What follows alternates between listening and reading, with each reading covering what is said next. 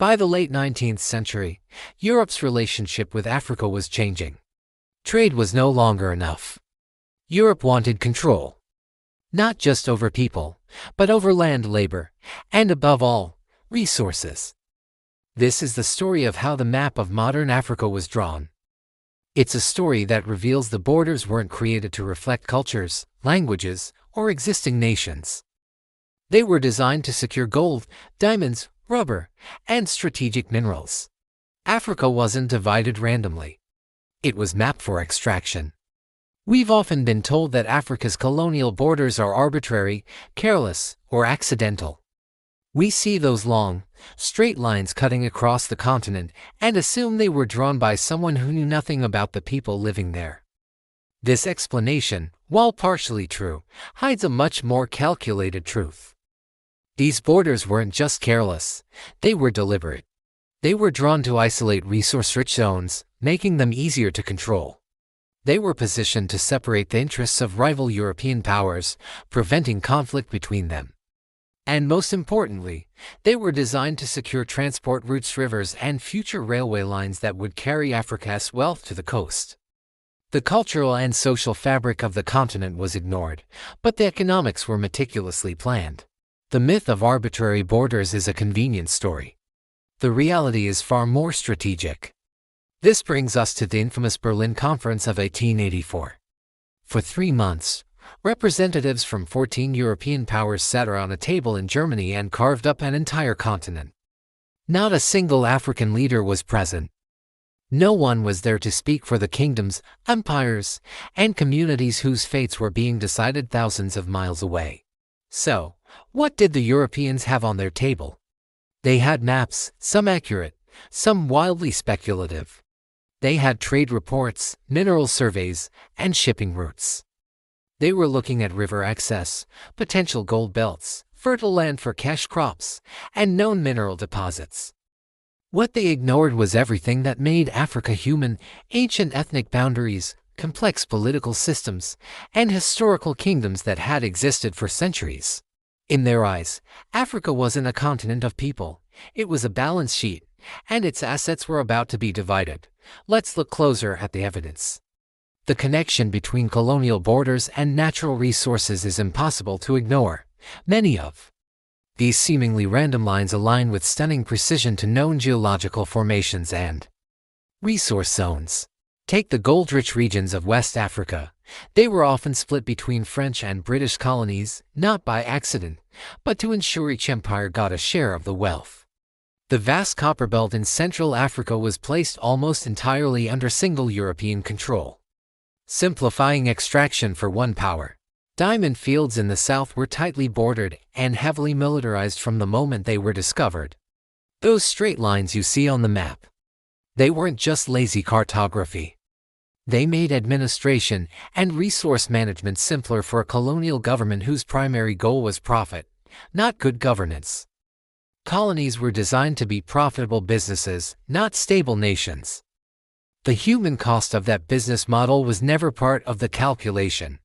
But getting the resources out of the ground was only half the battle. The other half was getting them to Europe. And so, logistics became a primary driver of how borders were drawn. European planners prioritized access to navigable rivers, which served as natural highways into the interior. They planned borders around future railway lines that would connect mines directly to coastal ports. You can see this clearly on the map. Many colonies are shaped like long corridors, stretching from a valuable resource zone inland, straight to a port city on the coast. Anything beyond that corridor, any land that wasn't seen as economically valuable, was often ignored or traded away. Africa's geography was fundamentally re-engineered. It wasn't shaped around its people, but around a network of export corridors designed to funnel its wealth overseas. Drawing borders around resources also served a powerful political purpose. It was a classic strategy of divide and control. By splitting large, powerful ethnic groups across 2 or 3 different colonies, European powers deliberately weakened their ability to organize and resist colonial rule.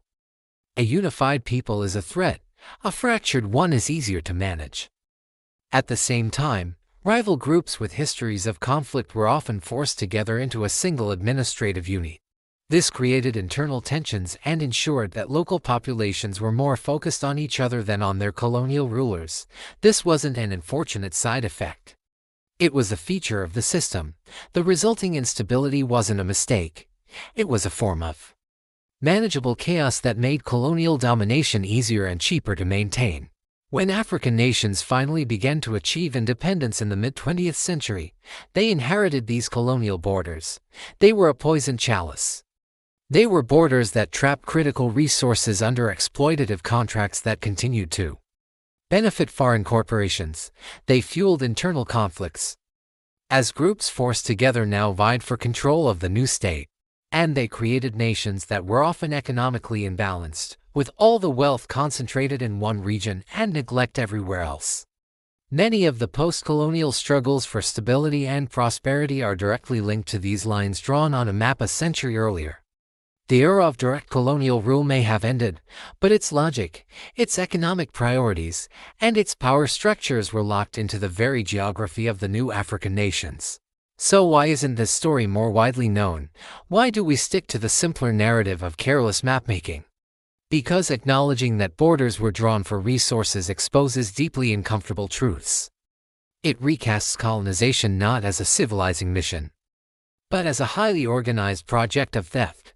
It reveals borders for what they were: tools of economic control. And it suggests that the instability we've seen in some parts of post-colonial Africa was not entirely accidental, but was, in some cases, an engineered outcome. This challenges the entire colonial mythos.